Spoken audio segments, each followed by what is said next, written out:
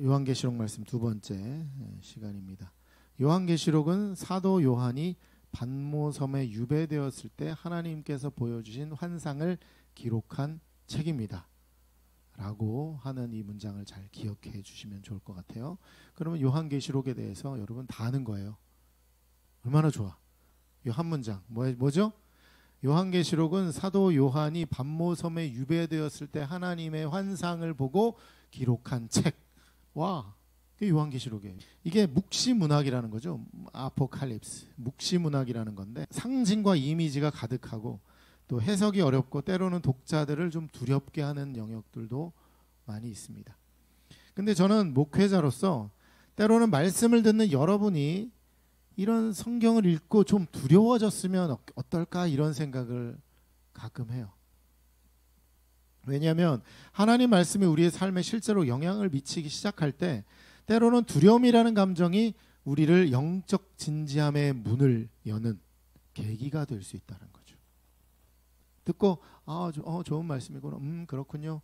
그냥 지적으로 동의하고 끝나는 것은 그것도 나쁜 것은 아니고 물론 좋은 거지만 거기서 더 나가서 어떤 감정적인 변화들이 일어나면 어떨까? 정말 기쁘다던가 아니면 정말 두렵다던가 이러면 그것이 직적인 동의보다 훨씬 더 우리의 삶을 변화시키는데 원동력이 된다는 거죠. 물론 직적인 충격이나 이런 변화를 통해서 내 삶의 변화가 잘 일어나신 분들은 굳이 감정적으로 들어가지 않아도 되겠죠. 그래서 계시록을 볼 때 너무 두려워하지 않는 것도 필요하지만 그렇다고 너무 아무렇지도 않게 읽는 것은 또 좋지 않은 그런 태도라는 것을 제가 말씀드리고 싶습니다. 그래서 계시록을 읽을 때 우리가 어떻게 해야 되느냐? 항상 조심해야 될 가장 중요한 게 이거예요. 문자주의를 조심해야 된다는 거죠. 문자에 있는 그대로 그냥 받아들이는 거예요. 좋을 수도 있고 나쁠 수도 있고 그거는 뭐 다 상황에 따라 다른 거니까. 오늘 본문 앞에 계시록 13장 내용은 두 마리 짐승에 대한 이야기가 나와요. 이는 당시에 교회를 박해하던 로마 황제 도미티아누스를 상징하는 게 이 짐승이죠. 그는 자신을 신으로 여기고 경배하기를 요구해서 우상숭배죠. 사실은 교회 입장에서는 그렇게 요구를 했어요. 그리고 그것을 듣지 않는 교인들은 다 죽이거나 감옥에 가두거나 이런 일들을 했습니다.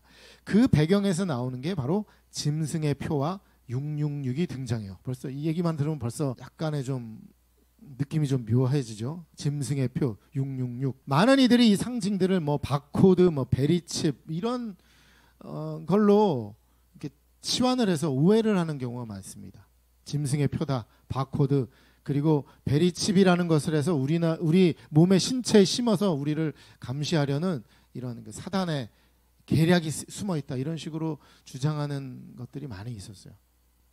요즘엔 좀 줄어들었어요. 왜 그런가 가만히 생각해 보니까 요즘에 신천지 같은 이 대놓고 이단지라는 그 이단들이 너무 많아지니까 애매하게 이단지라는 그런 주장하는 사람들이 이렇게 잠잠해진 거죠. 근데 예전에 저 청년 때는 이게 너무 심했어요, 사실. 근데 이거는 이 묵시 문학의 상징을 문자적으로 해석한 오류라는 거예요. 이해가 되시죠? 묵시 문학의 상징들은 상징을 보고 우리가 그 안에 있는 뜻을 받아들이는 건데 사실 성경이 다 그래요. 상징적인 건데 그 안에 의미가 뭘까? 하나님의 말씀의 원래 뜻이 뭘까를 내가 받아들이는 것인데 문자에 집중을 하게 되면 그 의미가 사라지게 된다는 거죠. 예를 들어서 해리포터 이것도 사실 묵시 문학은 아니지만 판타지잖아요. 판타지. 어느 학생이 그런 얘기를 했어요. 목사님 저는 요한계시록 너무 좋아한다고. 그래서 왜 그러냐 했더니 이거 판타지 소설 같아가지고 너무 재밌다고 이러는 거예요. 그래서 이거는 기독교 판타지. 물론 판타지지만 판타지는 이제 그 사실이 아닌 걸 소설로 쓴 거지만 이거는 기독교 판타지적인 하나님의 그 환상의 기록이다 이렇게 볼 수 있는데 사실 해리포터도 그런 판타지죠. 거기에서 이제 승강장이 나와요. 9와 4분의 3 승강장이 나오잖아요. 그렇죠? 여러분 9와 4분의 3이 어떤 의미인지 아세요? 되게 심각한 의미입니다. 이 숫자는 정말로 중요한 의미입니다. 라고 얘기하는 순간 이상한 사람이 돼야 돼요. 이거는. 그렇다고 9와 4분의 3에 대해서 막 연구를 하고 이게 어떤 의미일까 연구를 하는 거는 굉장히 어리석은 일이라는 거죠. 물론 재밌게 뭐 지하철 이런 데 이렇게 9와 3분의 4 승강창 이렇게 써놓고 재밌게 할 수 있는 그런 건 있지만 그건 안 되는 거죠. 반지의 제왕 읽고 간달프라는 이름이 너무 중요하다고 생각하고 간달프라는 이름에 대해서 막 연구를 하고 그거를 찾아서 헤매요. 이게 정신 나간 일이죠. 그 상징을 통해 작가가 말하고자 하는 의도를 파악하는 것이 중요하고 그 상징은 우리를 그 의미로 가기 위한 어떤 중간다리 역할로 흥미를 이끄는 걸로 우리가 여기면 되는 건데 그 자체를 받아들이는 것, 이것을 문자주의라고 합니다. 성경을 해석할 때 이거 너무나도 조심해야 될 것 중에 하나라는 거죠. 마찬가지로 요한계시록도 사건 자체보다 상징이 지닌 신학적 메시지를 해석해야 된다는 거죠. 짐승의 표와 666, 어린 양, 시온산, 14만 4천, 이 숫자도 마찬가지예요. 상징과 숫자에 집착할 것이 아니라 그 상징이 무엇을 말하고자 하는지를 발견하고 묵상하고 내 삶의 변화로 찾는 것이 중요하다는 것입니다. 짐승이 666마리라 그러는 거죠. 이런 해석은 가능해요. 7은 완전수라서 하나님을 상징하죠. 근데 6은 7보다 하나 아래에 있는 하위의 숫자잖아요. 그런데 666이라고 하는 것은 그 7로 도달하기 위해서 애쓰면서 6을 계속해서 3번 연속한 것이다. 그렇게 해석할 수 있습니다. 그래서 완전수에 모자라는 수인데 이것이 3번 반복돼서 7로 넘어가려고 하지만 결코 7로 넘어갈 수 없는 것. 이것은 바로 하나님께 도전하지만 도달할 수 없는 세상의 가치들을 의미하고 있다. 이거는 굉장히 의미 있는 나름의 상징에 대한 해석이라고 볼 수 있습니다. 하지만 666의 그 자체에 대해서 우리가 너무 큰 힘을 주게 되면 그것은 정말 주객이 전도된 것과 마찬가지라는 거죠. 그래서 666이라는 의미는 하나님을 흉내내고 하지만 결코 하나님께 도달할 수 없는 세상의 가치. 그런데 그것에 대해서 이 세상의 사람들은 자신의 모든 것을 바치고 그것을 섬기려고 하며 그 짐승이 주는 표를 내가 받으려고 하는 바로 그런 모습을 상징적으로 보여주는 것이 13장의 내용이라는 것이죠. 그래서 이어서 14장의 내용들을 보게 되는데 또 내가 보니 어린 양이 시온산에 섰고 그와 함께 14만 4천 명이 서 있는데 그들의 이마에는 어린 양의 이름과 그 아버지의 이름을 쓴 것이 있더라. 자, 여기서 어린 양은 뭐죠? 예수님이죠. 그리고 시온산에 섰어요. 이것은 그 당시에 물론 예루살렘을 시온산이라고 말하지만 이것은 상징적인 의미죠. 하나님의 통치가 임하는 장소입니다. 그리고 14만 4천은 구원받을 백성을 상징합니다. 그들의 이마에는 어린 양과 하나님의 이름이 적혀 있대요. 그러니까 여기는 예수님, 여기는 여호와 이렇게 아마 써 있겠죠. 이것은 그들의 정체성과 소속이 어디 있는지를 보여주는 상징입니다. 반대로 계시록 13장에서는 짐승의 표가 이마와 손에 찍히는 장면이 나옵니다. 여기서 이마는 어떤 걸 의미할까요? 손에 대해서 손을 먼저 얘기하면 손은 어떤 의미입니까? 손은 행동하고 움직이고 하는 그런 거잖아요. 이마는 뭐죠? 나의 정체성, 내 생각을 드러내는 상징적인 어떤 장소라고 볼 수 있는 거죠. 사고관과 사고 방식과 가치관, 그리고 손은 삶의 행동과 실천을 의미합니다.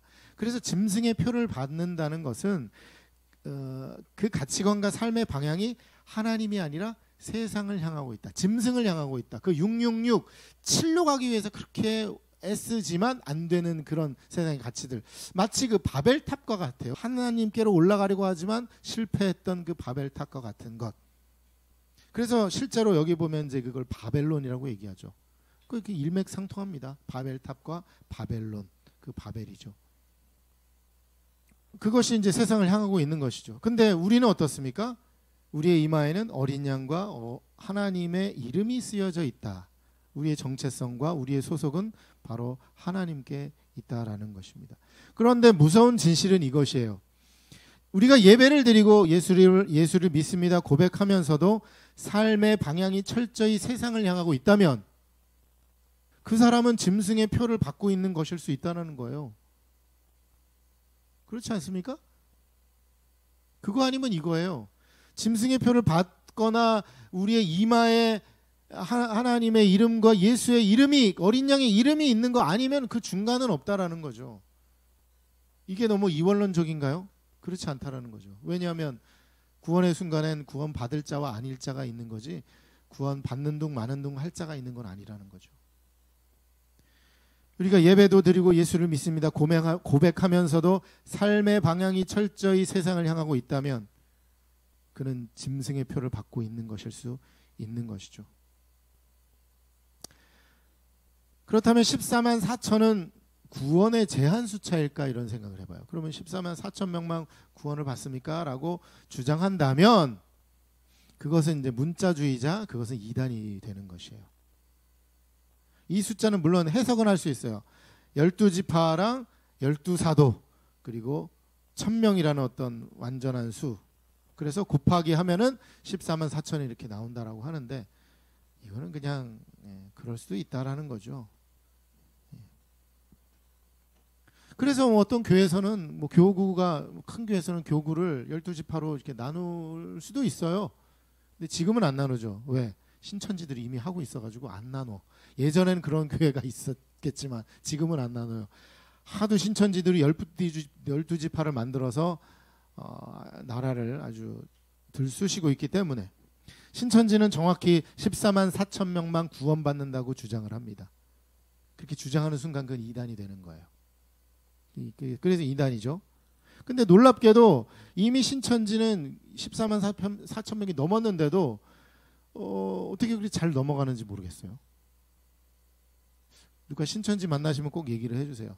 14만 4천 넘어갔는데 왜 아직도 당신들은 구원을 안 받았습니까? 물어보시면 될 것 같습니다. 이들은 14만 4천 명은 이들은 그 이마에 하나님의 이름이 새겨진 자입니다. 구원이 약속된 자들이고요.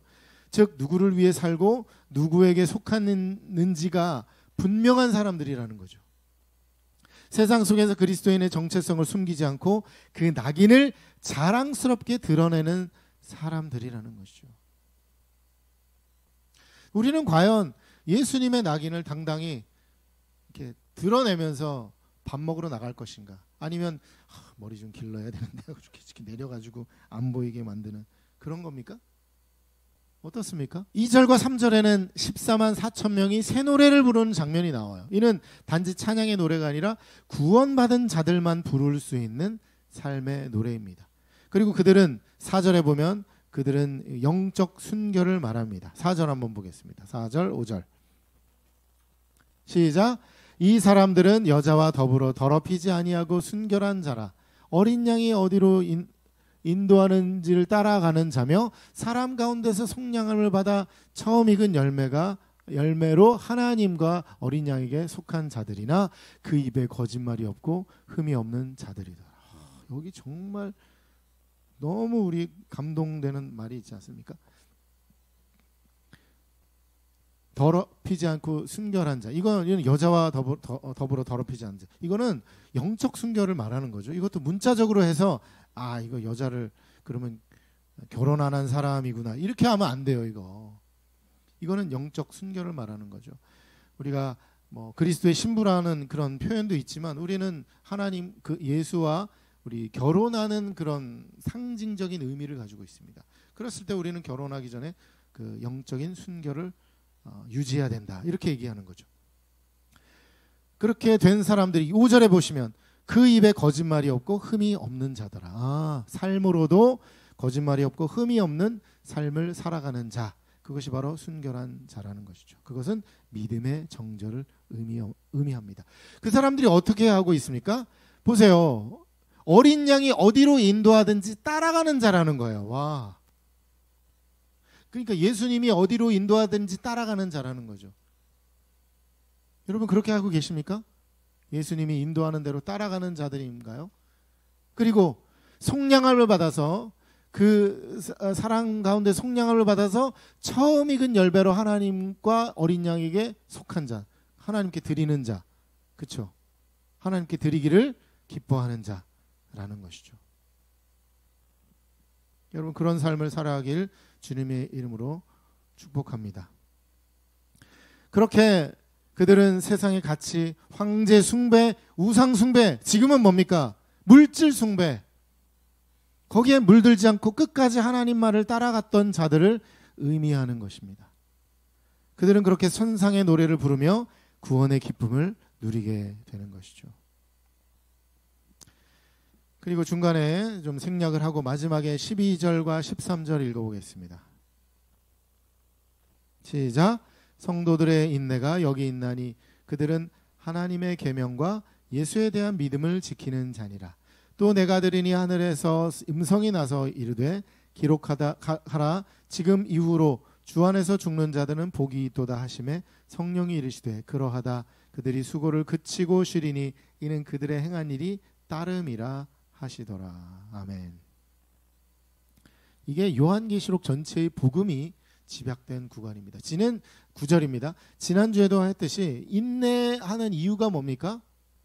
우리에게 미래를 보여주시고 소망을 주셨기 때문에 그것이 거짓이 아니기 때문에 반드시 일어날 것이라는 것을 알기 때문에 거기까지 도달하기 위해서 지금 인내하는 것이 성도들의 바른 삶의 자세라는 것입니다. 그래서 성도들에게 인내가 여기 있나니 하면서 말씀하고 있죠. 그들은 하나님의 계명과 예수에 대한 믿음을 지키는 자니라. 아까 마찬가지예요. 어린 양이 인도하는 대로 따라가는 자, 똑같은 얘기를 하고 있는 것이죠. 하나님의 백성은 세상에서 인내하며 살아가야 합니다. 자, 지난주에 말씀드린 것처럼 그 인내는 뭡니까? 그냥 인내가 아니라 내가 하나님의 말씀대로 살아가고 하나님의 가치대로 살아가기 위해서 고통과 어려움을 겪고 환난을 겪을 때 그것을 인내하는 거라는 거죠. 내가 세상의 가치를 얻기 위해서 내가 고통하고 인내하고 있어. 그걸 인내하려는 거예요? 아니에요. 그거는 그냥 자기의 이익을 위해서 자기의 영광을 위해서 하는 거니까 그거는 인내하든 말든 뭐 알아서 하세요. 그거는 목사로서 제가 뭐 하라 말라 얘기할 게 아니에요. 그거는 여러분의 기쁨과 즐거움을 위해서 인내를 하셔도 되고 안 해도 되고 그거는 알아서 하십시오.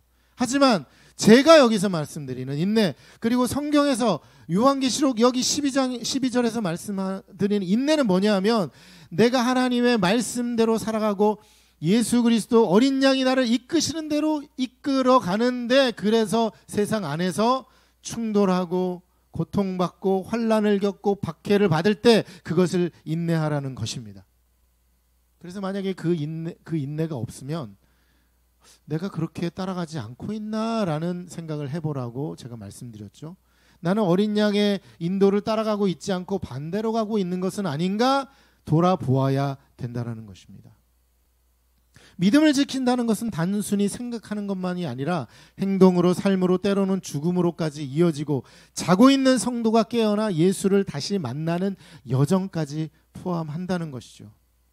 죽음 직전까지 내가 믿음을 지킨다가 끝이 아니라 죽음 이후에도, 자고 있을 때도, 내가 자고 있다가 예수께서 다시 오실 때 다시 깨어나는 그 순간까지도 나는 믿음을 지키겠다라는 것입니다. 물론 죽으면 끝이죠. 내가 그 뒤에 내가 믿겠다 안 믿겠다 판단할 이제는 더 이상의 기회는 사라지기 때문이지만 거기까지 믿음을 가지고 우리는 죽음을 맞이하게 된다는 것이죠.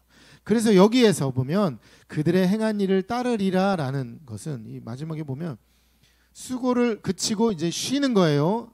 죽음 이후에 죽는 자가 복이 있죠. 왜냐하면 예수님과 함께 죽기 때문에 이제 수고를 그치고 쉬게 되는데 이는 그들의 행한 일이 따름이라 하시더라. 따라온다 이런 뜻입니다. 이는 그들의 행한 일이 따라온다는 게, 죽고 나서 내가 믿음 때문에 박해받고 고통당한 것이 끝난 것이 아니라 거기에까지도 따라온다는 것이요. 이것은 어떤 의미입니까? 하나님 앞에서 그 수고가 기억된다라는 것이라는 거죠. 기억된다. 아, 내가 이 수고와 이 고통과 이것을 견디는 것이 너무 허무할 것 같고 허탈할 것 같고 이제 세상에서 이룬 것도 아무것도 없이 그냥 허무하게 죽는 것 같은 이 순간에도 하나님은 그 수고를 기억하신다는 거예요. 그래서 우리가 이 믿음을 가지고 영광스러운 죽음을 준비하는 거 아니겠습니까? 우리는 죽지만 그 믿음의 흔적, 수고의 흔적은 하나님 앞에 남아 있게 되는 것입니다. 할렐루야. 우리가 그 흔적을 우리 삶 속에 남겨 가면 좋겠습니다. 우리는 누구의 이름 안에 살아가고 있습니까? 이름 안에. 이마에 새겨진 이름은 삶의 방향과 정체성, 소속이 새겨져 있습니다. 짐승의 표를 받는다는 것은 하나님보다 세상의 가치에 충성하며 살아가고 나는 세상에 속한 자라라고 말하는 것이죠. 반대로 어린 양의 이름이 새겨져 있다는 것은 예수의 방식대로 살아가겠다라는 결심이 되는 것입니다. 나는 이름은 새겨져 있는데 내 삶은 세상의 가치를 위해서 살아갑니다라고 할 수가 있습니까? 안 된다는 거죠. 왜냐하면 세상의 가치에 충성하며 살아가는 것이 이미 짐승의 표를 받는 것과 동일하기 때문에 그런 사람은 어린 양의 이름을 받을 수가 없습니다. 좀 두려워지세요? 좀 두려워져야 되는데. 바울은 말합니다. 로마서 14장 8절입니다. 읽어보겠습니다. 시작. 우리가 살아도 주를 위하여 살고 죽어도 주를 위하여 죽나니 그러므로 사나 죽으나 우리는 주의 것이로다. 아멘. 요한계시록 말씀을 보니까 이게 이해가 되시죠? 그렇죠? 아, 죽어도 주를 위해 죽는 거고 살아도 주를 위해 사는 것이구나. 그래서 죽을 때도 내가 주 안에서 죽으면 그게 복이구나. 그리고 내가 살아 있을 때 고통받고 환난당한 것, 주의 이름 때문에 받은 혼란과 고통과 고난과 수고들이 하나님께서 기억하시는 것이구나. 얼마나 감사한 일입니까? 우리의 예배, 우리의 수고, 우리의 찬양과 사랑의 행위가 헛되지 않고 하나님의 기억 안에 남아 있으리라 믿습니다. 그래서 우리 함께 수고합시다. 그 수고는 하나님 안에서 영원히 이어질 것입니다. 아멘.